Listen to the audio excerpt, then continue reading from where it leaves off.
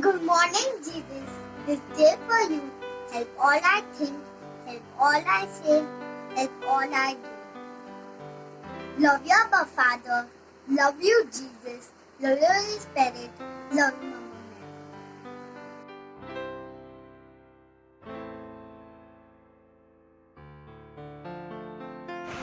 Hello everyone, my name is Alvin Menezes. I'm going to sing Joseph at the Battle of Jericho.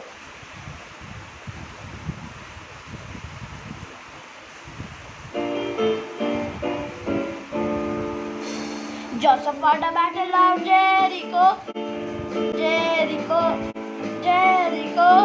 Joseph fought the Battle of Jericho, and the walls came tumbling down. You may talk of the kings of Gideon, you may talk of the men of Saul, but it's not like good old Joshua at the Battle of Jericho. Right up to the walls of Jericho, they marched with spears in hands.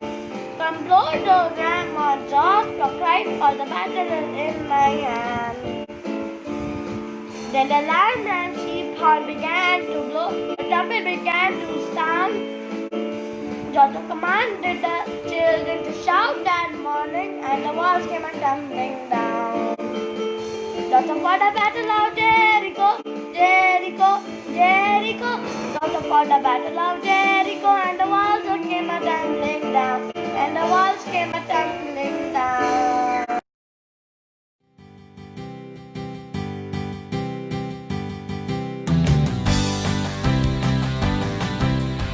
Hello, children. Today I'm going to tell you a story about Moses and the 10 plagues. Well, you must be thinking, what is this 10 plagues?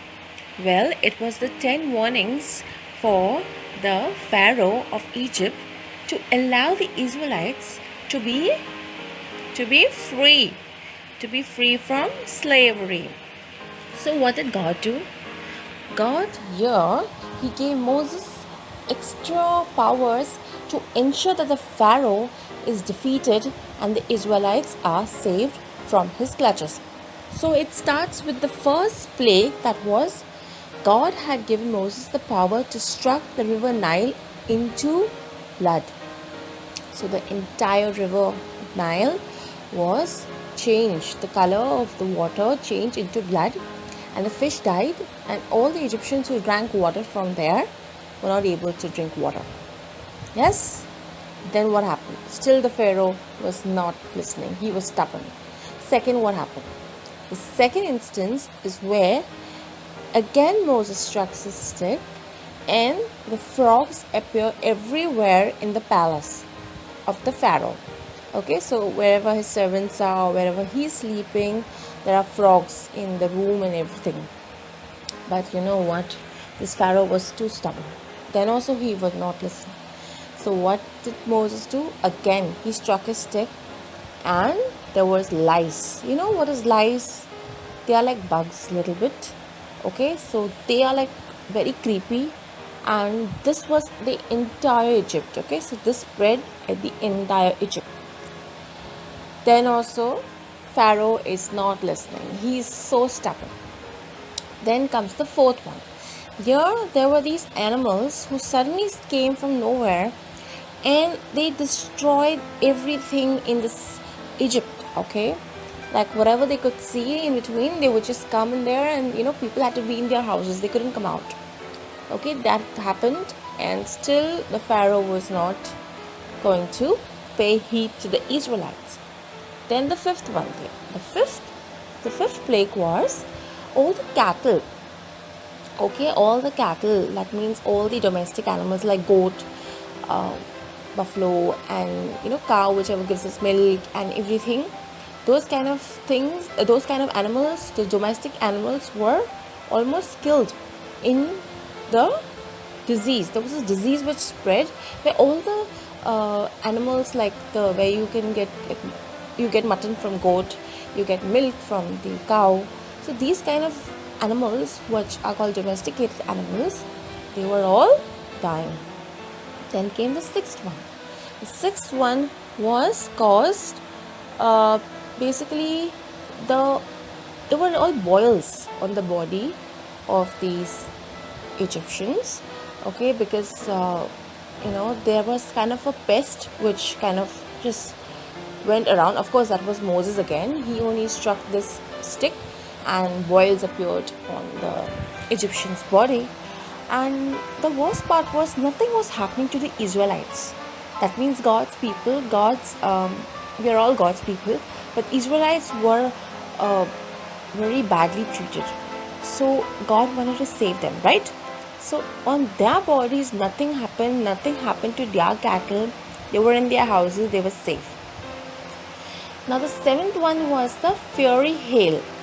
Now here, this was like a hailstorm, okay, where there were like stones falling from the sky, and they were destroying all the crops. Okay, so all the crops which were growing in the farms and everything, they were getting destroyed. All right. Then came the eighth one. The eighth plague is called the locust.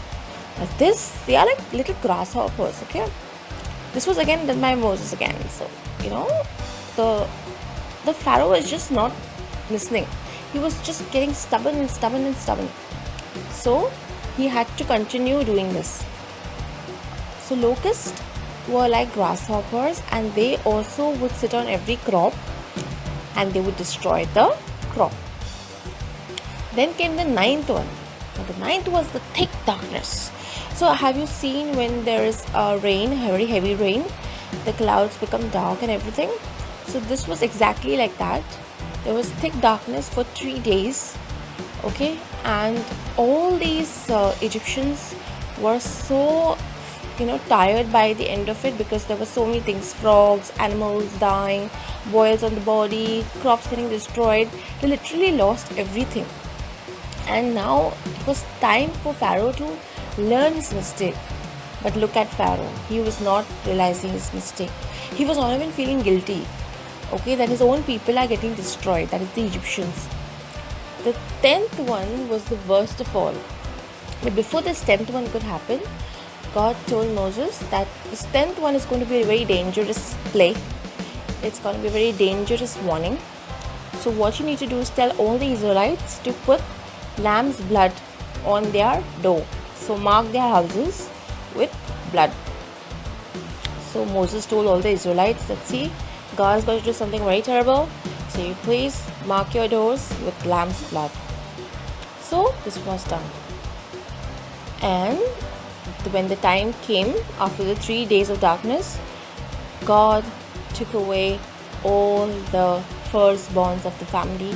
That means all who were the firstborn male, they were killed unknowingly. There was no reason. They just died.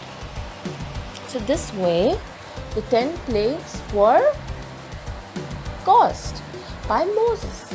Okay, so this is very important in the Old Testament. It just shows how the Pharaoh had to be warned time and time again. That means sometimes even when we do wrong, we are time and time again warned by God to improve ourselves, okay, to improve and become better versions of ourselves, to become better people. So we need to listen when we get the first warning, okay? So next, what happens? After all this, when Pharaoh, in this duration, he lost his son as well. And when he lost his son, he couldn't take it. So what he told Moses, you please take your all your Israelites and you please go from here. So he said, okay, I'll go. And Moses took all the Israelites and left from there. This was the only way the Israelites could be saved from Egypt. But there is more to it, because afterwards Pharaoh still followed them. He kept on like troubling these Israelites and everything.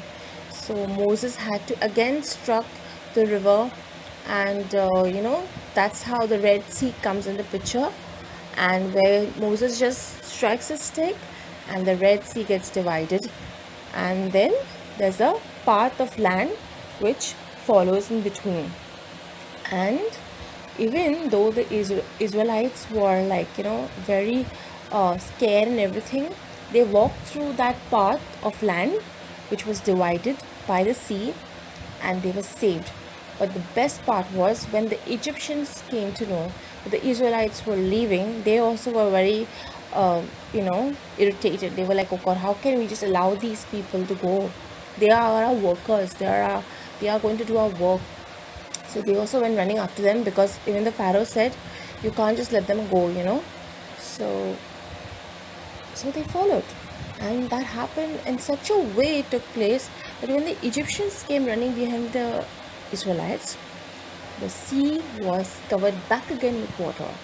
So this is the beauty of the Lord. Okay, so this is what I want to tell you all, that every time you will do something wrong, remember that God is looking at you, and you will also receive a warning every time you do something wrong.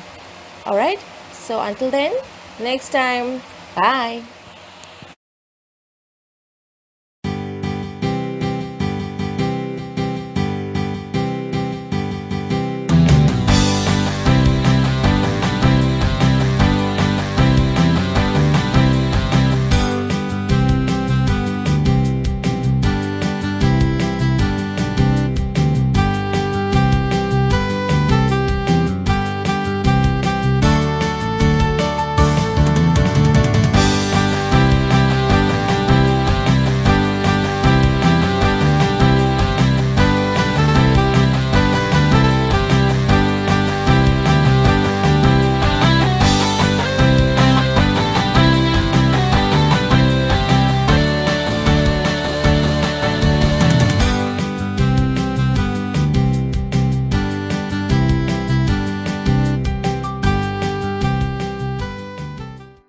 And the Son, and the Holy Spirit. Amen.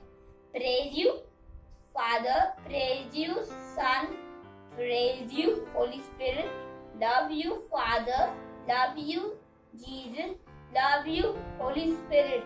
Jesus, and thank you for creating me and my family and my friends. Keep us safe from all harm and danger, and Satan attacks in the flesh and every sickness and disease, Lord. Our Father, what in heaven, have we done it? Thy kingdom come, thy will be done on earth as in heaven. What is the earthly bread of the vessel, as we feed those who trespass against us? And your not temptation, but let one amen. Amen. Lord, grace the Lord is with you. Blessed are thou among women, and blessed is the fruit of thy womb, Jesus. Holy Mary, Mother God, pray for us now and the hour of our death. Amen. Glory to the Father and Holy Spirit. And for the beginning now and shall be without end. Angel of God, my God, in the earth, whom God love comes here. Having this night, he am my sight, and lighting guide will thy guide. He might be the archangel, the penitence, and the days are passing. Thus he calls again the wickedness and snatches the devil. He calls you can be humbly play, and to the prince of the heavenly host. By divine power of God cursing to hell Satan and all of the evil spirit that brought around the world since the reign of souls. Amen.